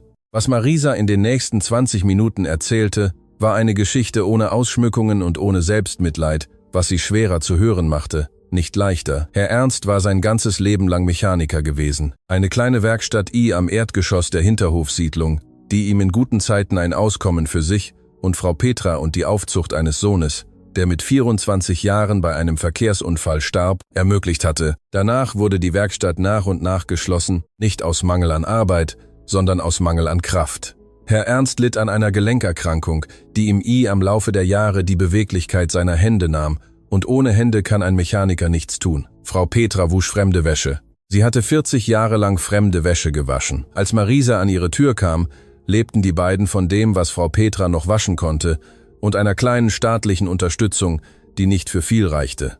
Sie haben mir alles beigebracht, sagte Marisa. Richtig kochen, nicht nur aufwärmen mit dem wenigen Auskommen, nicht verzweifeln, wenn es schwierig wird, was es immer wird. Sie haben mir beigebracht, dass es einen Unterschied gibt zwischen arm sein und besiegt sein und dass man diesen Unterschied selbst setzt. Roland dachte an etwas, das er nicht sagte, dass er diesen Unterschied nie hatte lernen müssen, weil er nie in der Nähe von beidem gewesen war. Herr Ernst war derjenige, der mir den ersten Job in einem Haushalt besorgte. Er kannte einen Herrn, der jemanden kannte. So laufen die Dinge in den Quartieren, nicht mit schriftlichen Empfehlungen, sondern mit Worten, die von Person zu Person weitergegeben werden. Er brachte mich selbst hin, stellte mich vor, sprach für mich. Es war, als wäre er mein Vater. Das Wort schwebte einen Moment am Raum. Als ich nach Oerlikon ging, waren sie wieder allein und mit den Jahren wurde es schlimmer. Herr Ernst kann kaum noch gehen. Frau Petra hat von so vielen Jahren mit Waschmitteln geschädigte Lungen. Eine Pause. Sie haben niemanden mehr, Herr Salzer. Ihr Sohn ist gestorben. Sie haben keine nahen Verwandten. Sie haben nur einander. Und was ich von hier aus tun kann? Stille. Deshalb gehe ich donnerstags. Deshalb komme ich manchmal zu spät. Es ist keine Nachlässigkeit oder Respektlosigkeit. Es ist, dass es Tage gibt, an denen Herr Ernst schlecht aufwacht und ich nicht gehen kann, bevor es ihm besser geht. Sie sah ihn direkt an. Ich hätte es Ihnen früher sagen sollen. Ich weiß, dass ich es hätte tun sollen, aber ich hatte Angst, dass es ein Grund sein könnte, mich nicht einzustellen oder mich zu bitten zu gehen. Roland brauchte einen Moment, um zu sprechen. Warum sollte ich das tun? Weil manche Chefs es nicht mögen, wenn ihre Angestellte Verpflichtungen außerhalb des Hauses hat. Es scheint ihnen, als würde es die Aufmerksamkeit teilen. Ist Ihnen das schon einmal passiert? Einmal in einer Vorstadtgemeinde bei Basel wurde ich entlassen, als sie erfuhren, dass ich eine kranke Dame am Quartier besuchte. Roland antwortete darauf nicht. Es gab keine Antwort, die nicht wie eine Verteidigung von etwas klang, das keine Verteidigung hatte. Hier war Ihre Arbeit immer erledigt, sagte er schließlich. Ja, Herr Salzer, und das ist es, was zählt. Marisa sah ihn einen Moment an, dann senkte sie den Blick auf das Tuch auf ihrem Schoß. Danke, sagte sie. Nur das. 2 leise Silben, die viel mehr wogen als 2 Silben. Roland verließ das Zimmer und ging ins Arbeitszimmer. Er setzte sich vor den Schreibtisch, ohne etwas einzuschalten. Der ausgeschaltete Bildschirm spiegelte ihm ein dunkles, verschwommenes Abbild von sich selbst zurück. Er sah es einen Moment an und wandte dann den Blick ab. Er dachte an seine eigene Geschichte, wie er dorthin gekommen war, wo er war. Sein Vater hatte Geld gehabt und der Vater seines Vaters auch. Er hatte ein mittleres Unternehmen geerbt und es durch Arbeit und richtige Entscheidungen groß gemacht. Das war wahr. Aber es war auch wahr, dass er mit etwas angefangen hatte. Er hatte immer etwas gehabt, womit er anfangen konnte. Marisa hatte mit einer Matratze in einem kleinen Werkzeugraum angefangen, den alte Leute in 2 Stunden für sie geputzt hatten, ohne etwas dafür zu verlangen. Und jetzt räumte sie ihnen den Weg frei. Es gab eine Logik darin, die Roland verstand, auch wenn er sie nie erlebt hatte. Die Logik der Schuld, die nicht mit Geld beglichen wird, sondern mit Präsenz, mit Zeit, mit einem Löffel Suppe, der einem Mund entgegengestreckt wird, der ihn nicht mehr alleine erreichen kann. Er öffnete die Schreibtischschublade und nahm ein Notizbuch heraus. Er schrieb 2 Dinge auf. Den Namen der günstigen Apotheke, die er in der Vorwoche am Internet gefunden hatte, und den Namen des geriatrischen Arztes. Dann schrieb er eine 3. Sache auf, über die er länger nachdenken musste. Er schrieb sie auf, sah sie an, schloss das Notizbuch. In dieser Nacht, während des Abendessens, waren Roland und Marisa 10 Minuten lang am selben Raum, während sie aufräumte und er fertig aß. Sie sagten nicht viel, aber die Stille war anders als zuvor. Vorher war es die Stille zweier Menschen, die sich nicht kannten. Jetzt war es die Stille zweier Menschen, die sich gerade ein wenig kennengelernt hatten und noch verarbeiteten, was sie damit tun sollten. Marisa, sagte Roland, als sie zur Küche gehen wollte. Sie blieb stehen. Nächsten Freitag kommen Sie erst um Mittag zur Arbeit. Nehmen Sie sich den Vormittag frei. Sie sah ihn nicht ganz verstehend an. Nicht nötig, Herr Salzer. Ich kann. Ich weiß, dass Sie können. Ich sage es Ihnen. Nehmen Sie sich den Vormittag frei. Eine Pause, danke. Roland nickte und wandte sich wieder dem Fenster zu. Es war nicht genug. Er wusste es. Ihr einen freien Vormittag zu geben, löste nichts von dem, was er an diesem Nachmittag gehört hatte. Es bezahlte nicht das Zimmer in der Hinterhofsiedlung, noch die Medikamente von Herrn Ernst, noch die Jahre von Frau Petra, über einer fremden Wäschewanne gebeugt, mit geschädigten Lungen. Aber es war der erste Schritt zu etwas, das noch in seinem Kopf Gestalt annahm und am nächsten Freitag einen klareren Namen haben würde. Am Donnerstag rief er Fabienne an. Sie hob beim zweiten Klingeln ab, was bedeutete, dass sie auch nachgedacht hatte. »Ich muss dir etwas erzählen«, sagte Roland. »Ich auch. Du zuerst.« Kurzes Schweigen. »Ich war am Freitag in der Wohnung. Ich habe mit deiner Angestellten gesprochen. Ich weiß, sie hat es mir erzählt. Eine weitere, längere Pause. Was hat sie dir genau erzählt?« »Dass du sie gefragt hast, ob sie stiehlt.« Rolands Stimme war flach, ohne Betonung, was sie schwieriger zu ignorieren machte, als wenn er wütend gewesen wäre, mit diesen Worten, Fabienne, oder nahe genug an diesen Worten, damit sie das verstand. Stille auf der anderen Seite, ich weiß, was du getan hast. Und wir hatten dieses Gespräch schon. Was wir noch nicht hatten, war dieses. Du hast kein Recht, mit meinem Schlüssel in mein Haus zu kommen und die Leute, die für mich arbeiten, zu konfrontieren. Das habe ich dir nicht erlaubt. Du bist mein Bruder und ich mache mir Sorgen um dich. Sorgen um mich zu machen, gibt dir kein Recht über die Menschen, die unter meinem Dach sind. Fabienne zögerte mit der Antwort. Und was hast du herausgefunden? Das, was ich dir schon gesagt habe. Sie kümmert sich um 2 alte Menschen. Das tut sie seit Jahren. Sie haben sie aufgenommen, als sie ein Teenager ohne Familie und ohne alles war. Und jetzt gibt sie ihnen zurück, was sie ihr gegeben haben. Eine Pause. Es gibt nichts weiter, Fabienne. Es gibt kein Geheimnis. Es gibt nur einen guten Menschen, der das tut, was gute Menschen tun. Langes Schweigen. Ich muss mich bei ihr entschuldigen, sagte Fabienne schließlich. Nicht als Frage, sondern als Feststellung. Ja, glaubst du, sie wird es annehmen? Roland dachte an Marisa, an diese Ruhe von ihr, die keine Kälte war, sondern eher eine Entscheidung, keine Energie, für das zu verschwenden, was nicht zu ändern ist. Ich glaube ja, sagte er, aber du wirst es ihr persönlich sagen müssen, nicht am Telefon. In Ordnung. Und Fabienne, eine letzte Pause, der Schlüssel. Was? Ich brauche ihn zurück. Eine kurze Stille. Dann, in Ordnung. Roland legte auf. Er blieb einen Moment mit dem Telefon in der Hand sitzen und legte es dann auf den Schreibtisch. Draußen summte die Stadt mit ihrem gewohnten Lärm, gleichgültig wie immer. Morgen war Freitag, und am Freitag würde Roland Salzer zum ersten Mal ins Winkelried-Quartier fahren. Nicht um vom Auto aus zu spionieren, sondern um hineinzugehen, sich vorzustellen, Herrn Ernst und Frau Petra in die Augen zu schauen, als das, was er war. Ein Mann, der spät kam, um etwas zu verstehen, was er von Anfang an hätte sehen sollen, was Roland nicht erwartete. Der Freitag kam mit grauem Himmel und etwas Wind. Roland verließ sein Gebäude um 9 Uhr morgens ohne Anzug, dunkle Hose, einfaches Hemd, ohne Krawatte. Er hatte am Abend zuvor darüber nachgedacht. Sich in seinem üblichen Polanco-Outfit zu präsentieren, schien ihm eine Form von unfreiwilligem Druck, wie in ein Haus zu kommen, das schon zu viel enthält. Marisa war nicht da. Sie war früher gegangen, wie er ihr aufgetragen hatte. Er fuhr ohne Eile zum Winkelried-Quartier. Er parkte vor der gelben Fassade. Das grüne Tor war geschlossen. Diesmal stieg er aus dem Auto, ging zum Tor und klopfte zweimal mit den Knöcheln, genau wie er es Marisa hatte tun sehen. Er wartete, das Tor öffnete sich und Frau Petra erschien. Aus der Nähe war sie anders, als er sie vom Auto aus gesehen hatte. Vielleicht kleiner, mit dunklen, lebhaften Augen, die nicht mit der Müdigkeit des restlichen Gesichts übereinstimmt. Sie sah ihn von oben bis unten an, ohne eine Sekunde lang etwas zu sagen. Dann blickte sie auf die Straße hinter ihm, als suchte sie jemanden anderen. »Guten Morgen«, sagte Roland. »Ich heiße Roland. Ich bin Marisas Chef.« Frau Petras Augen veränderten sich, nicht dramatisch, nur eine kleine Anpassung, wie bei jemandem, der neu kalibriert, was er vor sich hat. »Marisa weiß, dass Sie hier sind?« »Nein, ich bin auf eigene Faust gekommen.« Stille. Frau Petra sah ihn einen Moment länger an, als es angenehm war, und trat dann zur Seite. »Kommen Sie herein.« Der Hof war klein und sauber, mit dieser Art von Sauberkeit, die ständige Mühe und keine Ressourcen erfordert. Die Blumentöpfe, die Roland vom Gang aus gesehen hatte, hatten echte Blumen, keine Plastikblumen, was bedeutete, dass jemand sie goss. Der Zementboden hatte keine neuen Risse, obwohl die alten noch da waren. In einer Ecke stand ein Metallstuhl mit einem geflickten Kissen. Herr Ernst saß an der Tür seines Zimmers mit einer Tasse in den Händen und den Augen auf den Hof gerichtet. Als Roland eintrat, blieb er still, beobachtete ihn mit der gleichen direkten Aufmerksamkeit wie seine Frau, aber ohne die Bewegung zur Seite zu treten, nur zuschauend. »Herr Ernst«, sagte Frau Petra, »dieser Herr ist Marisas Chef.« Der alte Mann stellte die Tasse langsam ab. Er hatte große, an den Knöcheln deformierte Hände, die Hände eines Mechanikers, der Jahrzehnte gearbeitet hatte und die sich jetzt nicht mehr ganz schließen ließen. Er sah Roland mit Augen an, die viel Erlebtes in sich trugen. »Setzen Sie sich«, sagte er und deutete mit dem Kopf auf eine Holzbank an der Wand. Roland setzte sich. Frau Petra verschwand ihr am Zimmer und kam mit einer zweiten Tasse Kaffee zurück, die sie ihm ohne zu fragen in die Hände drückte.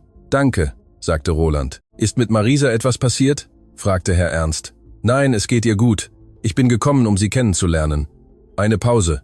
»Warum?« Es war eine direkte Frage, ohne unnötige Höflichkeit, die Frage von jemandem, der zu alt für Umschweife ist, weil sie seit 8 Monaten in meinem Haus arbeitet und ich erst diese Woche einen Teil ihres Lebens verstanden habe, den ich nicht kannte, und mir schien, es sei richtig zu kommen. Herr Ernst sah ihn einen Moment lang an, dann nahm er seine Tasse und trank langsam. »Was haben Sie verstanden? Was sie für Sie tut?« Der alte Mann antwortete nicht sofort.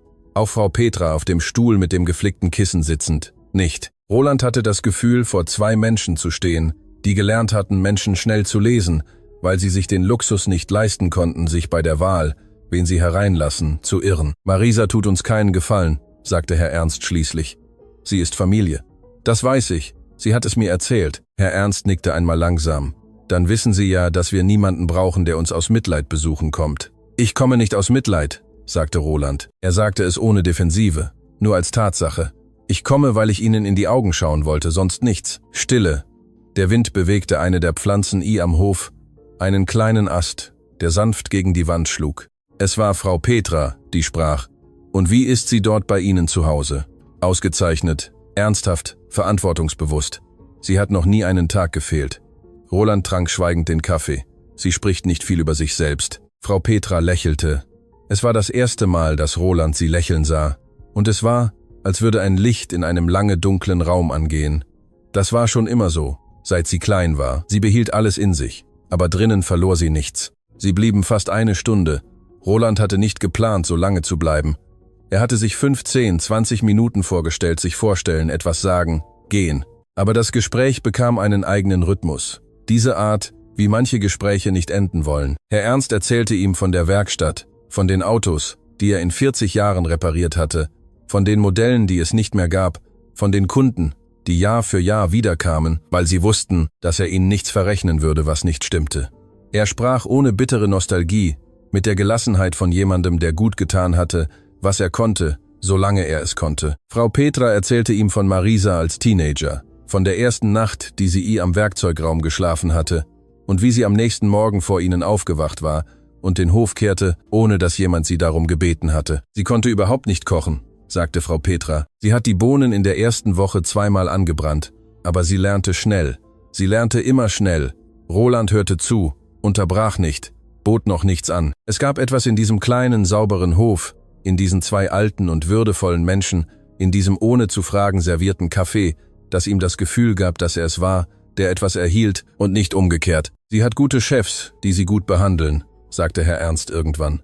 Und in dieser Aussage steckte eine Frage. Das hoffe ich, sagte Roland, obwohl ich glaube, dass ich besser sein kann. Der alte Mann sah ihn besser an. Wie, das weiß ich noch nicht genau, aber ich denke darüber nach. Herr Ernst nickte. Es war ein kurzes Nicken, aber es hatte das Gewicht von jemandem, der jahrzehntelang Menschen beurteilt hat und sich selten irrt. Als Roland aufstand, um zu gehen, begleitete Frau Petra ihn zum Tor. »Werden Sie Marisa sagen, dass Sie hier waren?« fragte sie. »Ja, ich mag keine Geheimnisse.« Frau Petra nickte. »Gut«, sie sah ihn einen Moment an. »Sie verlangt nie etwas für sich selbst, wissen Sie?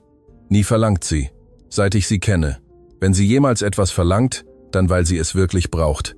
Vergessen Sie das nicht.« »Das werde ich nicht vergessen.« Er stieß das Tor auf, um hinauszugehen, und Frau Petra hielt ihn mit einer Hand am Arm fest. Nicht mit Gewalt, nur mit genug Kontakt, um ihn innehalten zu lassen. »Danke, dass Sie gekommen sind«, sagte sie. Es war nicht leicht zu kommen, und Sie haben es trotzdem getan. Roland wusste nicht genau, was er antworten sollte. Er nickte einmal und ging. Er ging langsam zum Auto. Er setzte sich hinein, startete aber nicht sofort.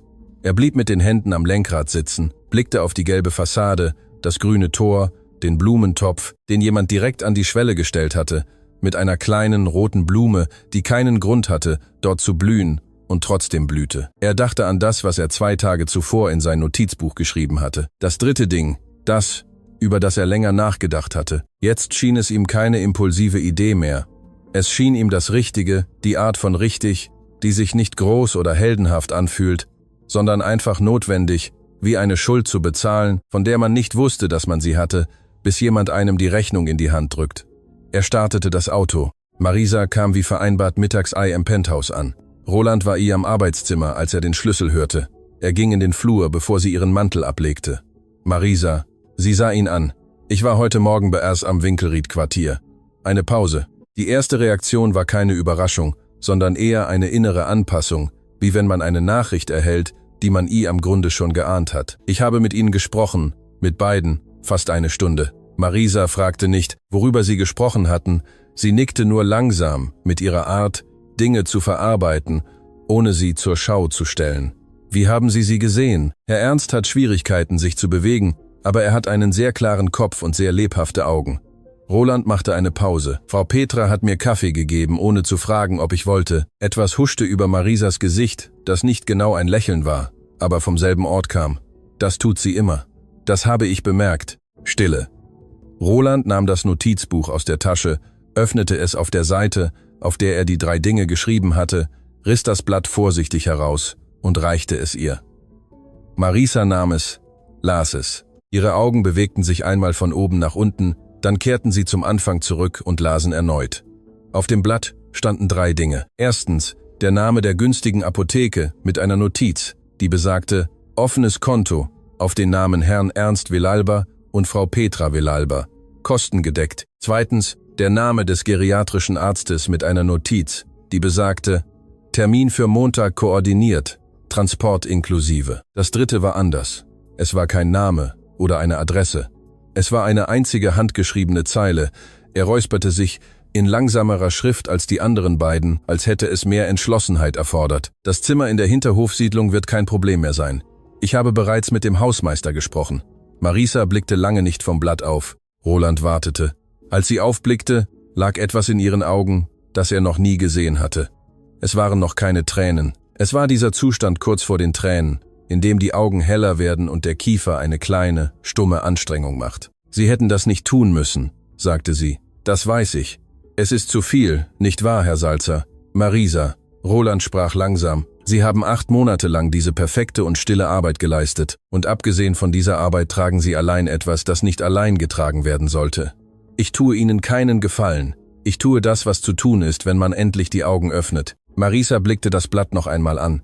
Sie faltete es sorgfältig zusammen, genau wie sie die Tücher faltete, mit dieser sorgfältigen Präzision, die sie auf alles legte, und steckte es in ihre Tasche. Sie blickte auf.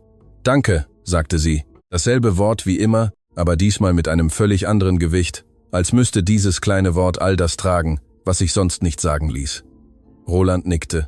»Gern geschehen.« Marisa ging in die Küche und Roland kehrte ins Arbeitszimmer zurück. Er setzte sich, blickte auf den ausgeschalteten Bildschirm, sein gewohntes verschwommenes Spiegelbild. Diesmal, ohne genau zu wissen, warum, schien es ihm nicht mehr so distanziert wie zuvor. Die Geste, die unbezahlbar war. Der Montag kam mit Sonnenschein.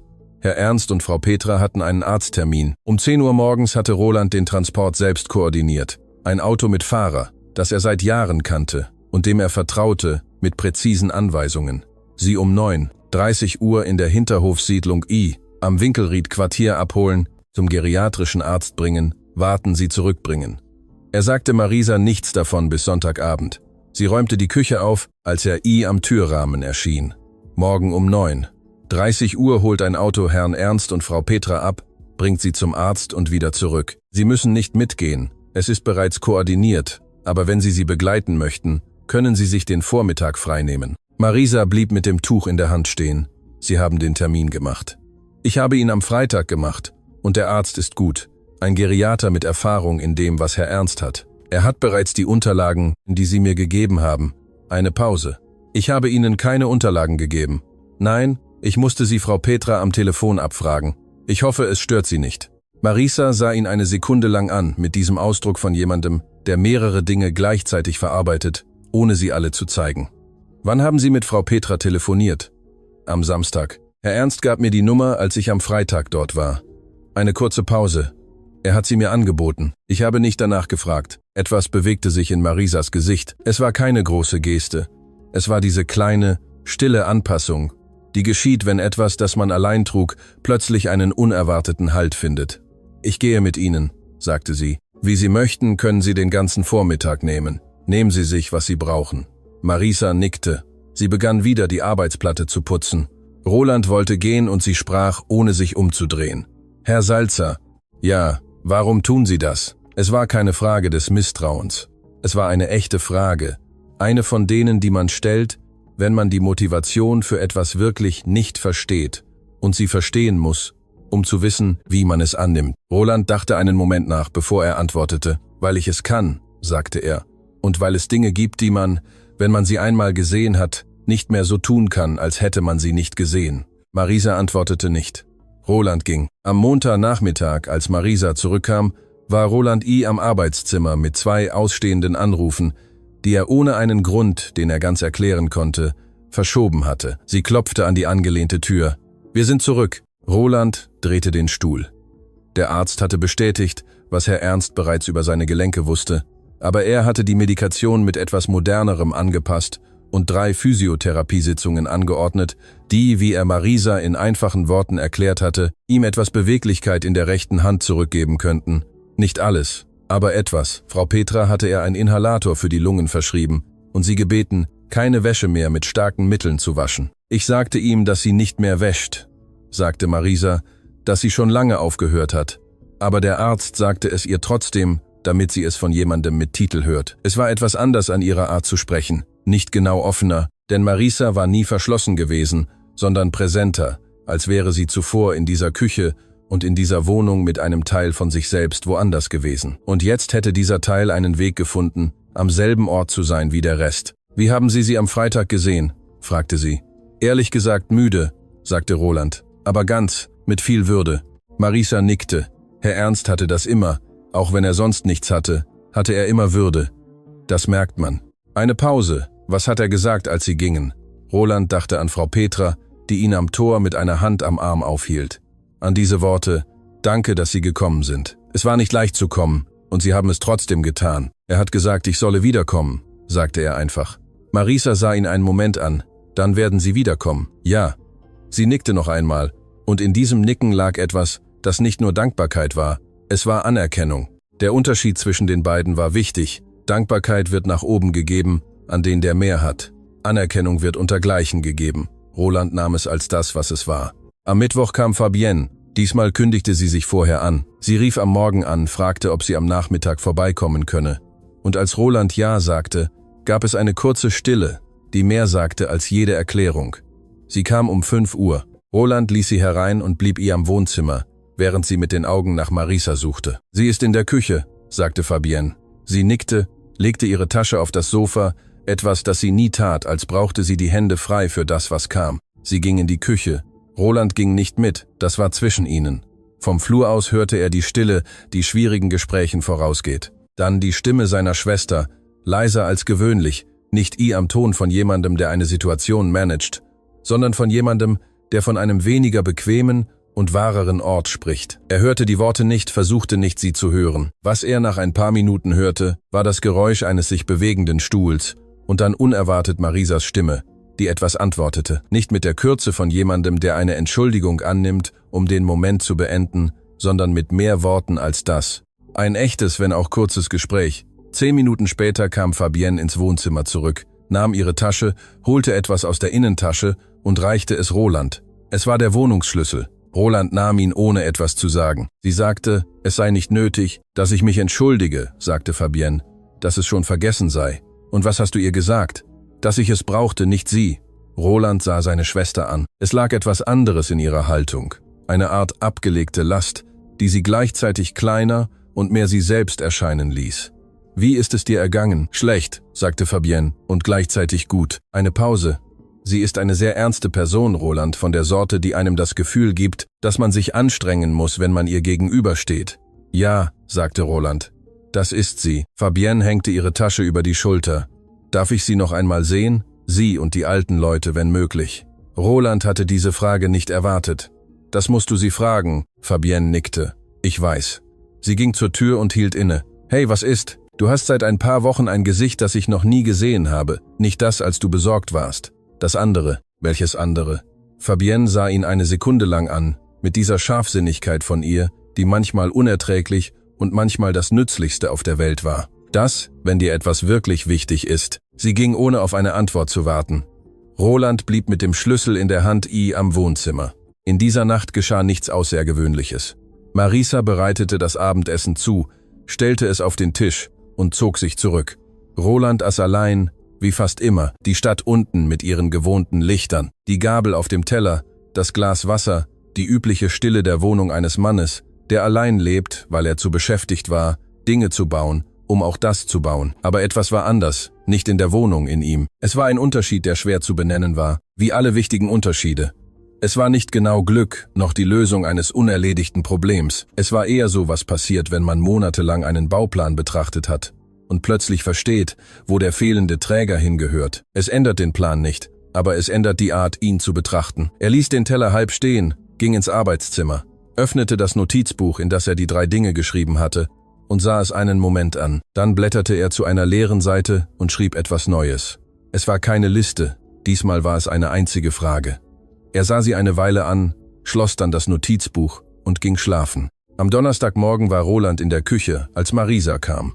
Er hatte versucht, Kaffee zuzubereiten, und das Ergebnis war akzeptabel, aber es war nicht dasselbe.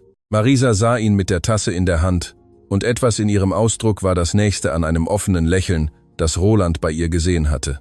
»Das haben Sie gemacht? Ich habe es versucht. Es ist gut, trinkbar.« Sie nahm die Kaffeemaschine, roch daran, stellte sie ab, begann ohne etwas zu sagen mit ihrer üblichen Effizienz, eine neue Kanne zuzubereiten. »Sie hätten es nicht tun müssen«, sagte Roland. »Das weiß ich. Ich hätte auch warten können.« Marisa maß den Kaffee mit dem gewohnten Löffel ab. »Aber ich bin hier, und Sie haben es schon versucht, und das Ergebnis ist verbesserungsbedürftig.« Es war nicht genau ein Witz. Es war etwas Subtileres als das. Es war der erste Moment echter Leichtigkeit zwischen den beiden. Diese Art von Leichtigkeit, die erst auftritt, nachdem 2 Menschen etwas Schwieriges zusammen durchgemacht und auf der anderen Seite etwas Unversehrtes erreicht haben. Roland trank den trinkbaren Kaffee und sagte nichts. Aber zum ersten Mal seit langer Zeit fühlte sich die Stille dieser Wohnung nicht leer an. Sie fühlte sich bewohnt, was ein Mensch wert ist. 3 Monate später hatte die Hinterhofsiedlung mit der gelben Fassade eine neue Tür. Es war keine riesige Veränderung. Es war eine grün gestrichene Holztür, genau wie das frühere Tor, aber ohne die Metallflicken und das Quietschen, das sie jahrelang gehabt hatte. Ein Schreiner, den Roland durch einen Lieferanten kannte, hatte sie an einem Samstagmorgen eingebaut, während Herr Ernst von seinem Stuhl aus mit verschränkten Armen und einem Ausdruck zusah, der halb Zustimmung und halb Nostalgie für seine eigenen Jahre mit Werkzeugen in der Hand war. Es wäre besser mit Stahlscharnieren geworden, sagte er dem Schreiner. Herr Ernst, sagte Marisa vom Hof aus, lassen Sie ihn arbeiten. Ich sage nur, sagte er.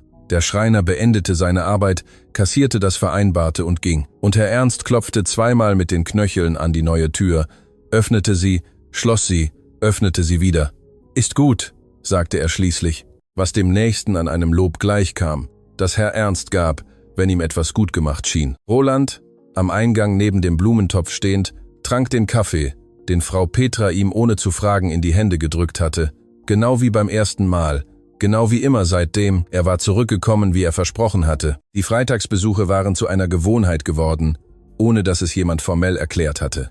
Roland kam am Vormittag, setzte sich auf die Holzbank I am Hof oder auf den Stuhl, den Frau Petra ihm, ohne es zu sagen, zu reservieren begonnen hatte, und blieb eine Weile dort. Manchmal sprach er viel mit Herrn Ernst, der feste Meinungen über modernen Bau und den Verlust handwerklicher Berufe hatte. Und manchmal saßen die beiden schweigend I am Hof und sahen zu, während Marisa und Frau Petra drinnen mit dieser Intimität zweier Frauen sprachen, die sich kennen, seit die eine ein Kind war. Nach der ersten großen Geste gab es keine weiteren großen Gesten mehr.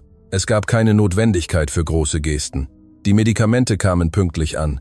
Die Physiotherapie von Herrn Ernst hatte Ergebnisse gezeigt. Er konnte die rechte Hand genug schließen, um eine Tasse zu halten, ohne dass sie zitterte, was für ihn eine Bedeutung hatte, die über das Physische hinausging. Frau Petra benutzte ihren Inhalator jeden Morgen und hustete nachts nicht mehr, was bedeutete, dass beide besser schliefen.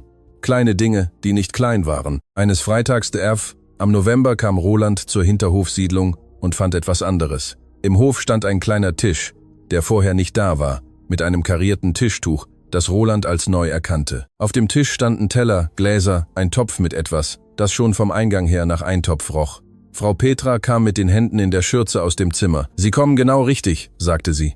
»Setzen Sie sich.« »Was ist das?« »Ein Mittagessen. Was machen Sie? Das hätten Sie doch nicht.« »Ich weiß, dass wir es nicht hätten tun müssen.« Frau Petra sah ihn mit dieser sanften Entschiedenheit an, die sie benutzte, wenn sie keinen Widerspruch duldete. »Aber wir wollten es.